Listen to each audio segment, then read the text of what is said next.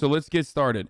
So LeBron James put that fucking Spider-Man meme out there. You guys saw this, like the COVID cold flu. It was vague enough that it wasn't like overtly anti-vax, but it was definitely like anti-vax enough. You know what I mean? And even as a LeBron simp, this is something I have to admit.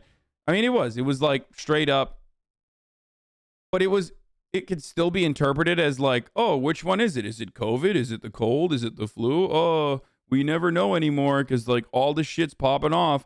Right? But it was a dumb fucking post for sure. Especially when you pair that up with like some of the other things that he's tweeted. Like he's been a sussy little baka. Where apparently when he got COVID, he tweeted like something fishy is going on. Something fishy is going on here, some shit like that. And then before that, there were reports that were, kept under wraps for the most part, but still there were reports out there talking about how he was hesitant to get the vaccine. So he is definitely a vaccine hesitant. He's a king, but he's a vaccine hesitant king, okay? And it is irresponsible for him to tweet some shit like this, regardless. Straight up. This is like super irresponsible for him to tweet some shit like this. So LeBron James had no response at all to Kareem Abdul-Jabbar after the NBA Hall of Famer penned an essay claiming James took a blow to his worthy legacy after posting a controversial COVID-19 meme. I don't personally think, I think context is important. If I had posted some shit like this, obviously my haters would be like, oh, he's a COVID denier. But you guys would understand I'm talking about, how there's so much COVID, cold, and the flu, right? But because LeBron's background is sussy as fuck with vaccine hesitancy, he most likely was posting this to make a meme about vaccine hesitancy. But because of the vague posting nature of it, thank you, K Sergio, for the 20 gift subs. Because of the vague posting nature of the fucking meme, I don't think it tarnishes legacy all that much. So I think Kareem Abdul-Jabbar is wrong. James was asked about Abdul-Jabbar's comments after he dropped 32 points in 132-123 win over the Rockets on Tuesday. Get fuck Rockets. A day after the essay was published. No, I don't have a response to Kareem at all, he said before offering a lengthy answer as to why he shared the meme. Oh, shit. Last weekend, James took to Instagram to share a cartoon. We already saw that. And if you saw the post and you read the tag, you know what I'm literally honestly asking. Help me out. Help me kind of figure it all out. Like, we're all trying to figure this pandemic out, James said Tuesday. We're all trying to figure out COVID and the new strain, Omicron, and the flu. I think people forgot about the flu. People literally forgot about the flu during these times. Like, that's still going around. It's flu season. So people have forgot about the flu. People have forgot about common colds. That happens, especially with a lot of our kids that's in school. My daughter, Zuri James, is in first grade. So a lot of these kids are getting common colds and getting the flu. But no, I don't have any response to Kareem. No at all. He continued. That's it?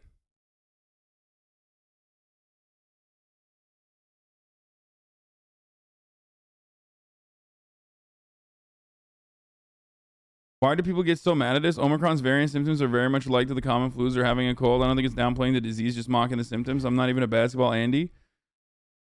I feel like he was talking about how the symptoms are weirdly similar to the flu and you can't tell. I mean, that's kind of what he's saying here a little bit, but that was bullshit. That's that was the only reason why you feel like this is big fucking news one way or the other is because you have a feeling towards LeBron. Either you love LeBron and you're like, look, he's not anti-COVID. Okay, look, I mean, it's obvious. Or you're anti-LeBron and you're like, he's a COVID denier. Look at this. Oh my God, he loves Xi Jinping and he loves COVID. He actually wants to give everyone COVID because he thinks it's not a big deal. It's just kind of a silly. The only reason why this is not big news, however, is once again, the cowardly, vague posting way in which LeBron released this meme, which offers a lot of room for interpretation and plausible deniability, which he precisely did when asked for that question. When faced with the question of are you doing COVID denialism or whatever, he's like, nah, it's just what is COVID? What is COVID really? I mean, let's think about that for a second. Which is okay, sure. Absolutely butchered my name, haha, but all right. LeBron, what? LeBron spitting straight doo-doo, though. I feel like he thought that the NBA was putting players in COVID protocol without them even having COVID and him thinking that they're putting in protocol even with the flu.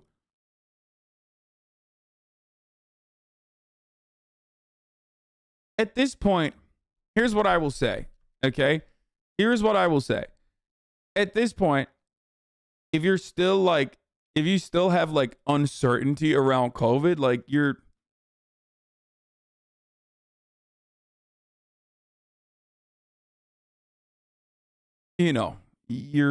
either a fucking denier or you're not, okay? That's it. There's just no, you could still be a vaccine hesitant person as a consequence of misinformation, okay? Or delusions, which again, that's what I'm saying. Like, I think LeBron, if he is still hesitant or if he still legitimately has like questions, oh, I'm just asking questions, like, okay, well then you're a dumbass, dude. I'm sorry. I love you. I think you're the GOAT, but you're kind of dumb. You're a dumbass GOAT. Okay? Still the GOAT, but a dumbass one. That's it. Like, but for people thinking like, oh, he's doing this for clout, like, no, bro, he's not Joe Rogan. Like, okay? Like NBA athletes that are literally mainstream media machines, okay? And Hollywood celebrities like that have reached that level they're not a human, okay? They're beyond that. They're a brand. So when you're a fucking brand, okay, trademark brand, you're not gonna risk fucking up the bag by being, openly a fucking COVID denier, just because that fucks up the bag. When you're Joe Rogan, you can cultivate an entire media infrastructure around you by just being a COVID denier. You can do it for clout. Okay? You can do that for clout. But you're not going to fucking, like Aaron Rodgers is not a denier of COVID because it's going to help him. He's a denier of COVID because he's an idiot. Okay? And also is not listening to his fucking PR team. That's it. Same with LeBron James, except LeBron James, unlike Aaron Rodgers, is listening to his PR team. And this is like what's getting out. Okay? Because there's no shot. Kyrie Irving, again, kind of like Aaron Rodgers, not listening to his PR team, is a dumbass, authentically. Unironically defending Citizens United. Wait, what? Good one, dumbass. Yeah. You think they're downplaying this new strain in terms of symptoms? No, I don't think people are downplaying this new strain in terms of symptoms. I think people are legitimately fucking fed up with new strains of COVID popping off. And it's been a very long time. We're way past the mark of, we'll just lock down for 14 days. Come on. 14 days to beat the strain. Or 14 days to beat COVID. Like, what do you mean? People are, like, understandably frustrated, dude. Our lives have... Like, there's kids who... You guys in this community, some of you, like, lost years of your life. This is all you know. You spent it on Twitch. Which, obviously, I'm trying to make that as pleasurable as an experience as possible. But, like, you still lost it, It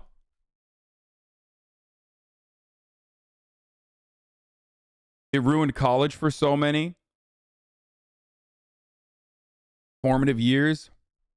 Fuck me up too. You know what I mean? These are uncertain times. So people are fucking frustrated. They want to be out of it. Okay. They want to get the fuck out of the situation. So when new variants pop the fuck off, it's just terrible.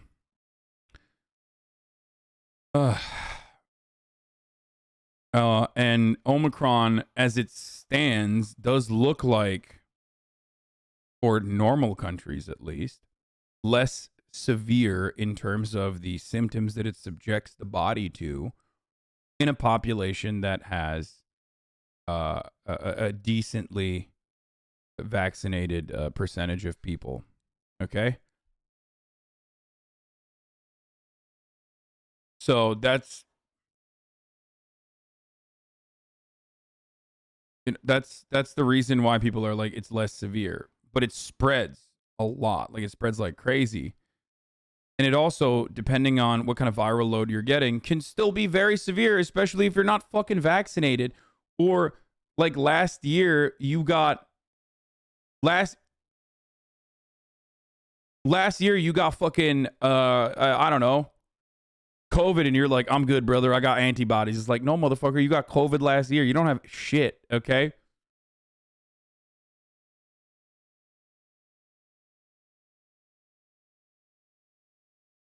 But I have the same position that I've always had, which is if you're fucking vaccinated, okay? If you're vaccinated, COVID, and people can get mad at me for saying this, but this is precisely what I was saying, okay? If you're vaccinated, COVID is less deadly than the flu. That's just the reality, okay? The flu kills 30,000 to, 40 to 70,000 people, depending on the flu season. If you're vaccinated with COVID, it's less deadly than the flu.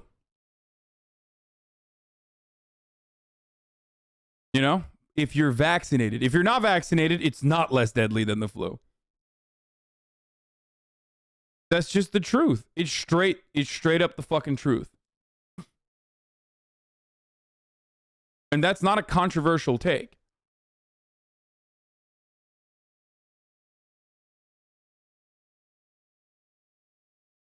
This shit's never going back to normal. Lamau, it's not just COVID. I feel like these supply chain issues will keep going. China, Cold War, and constant climate disasters. We're going to be in a perpetual state of controlled chaos for a decade at least, I feels like. Maybe. I mean, look at this. Look. Rates of COVID-19 cases and deaths per vaccination, or by vaccination status per CDC, okay? Unvaccinated, 451 cases per 100,000. Vaccinated, 134 cases per 100,000. Boosted, 48 cases per 100,000. Remember, these percentages are not showing the accurate reality, which is that like 92% or more than 90% of people that have died of COVID are unvaccinated, because there's then also the percentage of vaccinated versus unvaccinated, right? Unvaccinated is sorry, these are cases. Unvaccinated is 6.1 deaths per 100,000. Vaccinated is 0.5 deaths per 100,000, and boosted is 0.1 deaths per 100,000. Okay? It's fucking bananas. Like, it's not even an argument. Okay? COVID is certainly still deadly, incredibly deadly. Okay? But if you're fucking vaccinated, and especially if you're boosted, it's not. It's just not. It's not as deadly as the flu. People can get mad at me all they fucking want. This is precisely what I was saying in fucking May last year. In May last year, this is what I was saying. If everyone gets vaccinated, we're done. Because then, during flu season, I mean, shouts out to the immunocompromised, GG's for them. But we that are not immunocompromised, even if we have comorbidities and whatnot, for the most part, looking at like flu fatalities and looking at COVID fatalities, if everyone got fucking vaccinated, we would have been fine.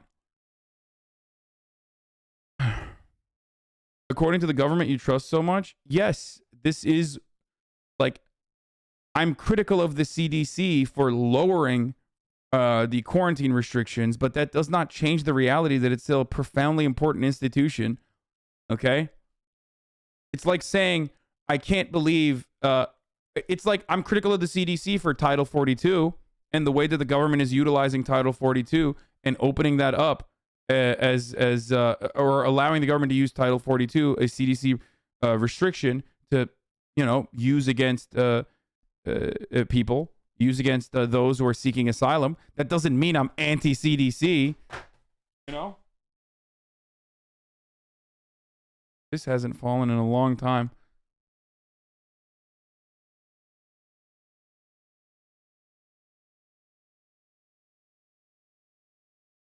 How deadly is myocarditis? Myocarditis' relevancy in this conversation is not even remotely important, considering the reality that, one, you can get myocarditis from COVID, and two, myocarditis is a tiny fraction, like not even marginal, okay? Billions of fucking inoculations have occurred on this planet so far, and myocarditis is like completely irrelevant unless you're one of those psychotic weirdos who goes on the VAERS websites like covidtrutherinfo.org, and that's all you fucking hear about is like myocarditis, brother. a condition that's also treatable too.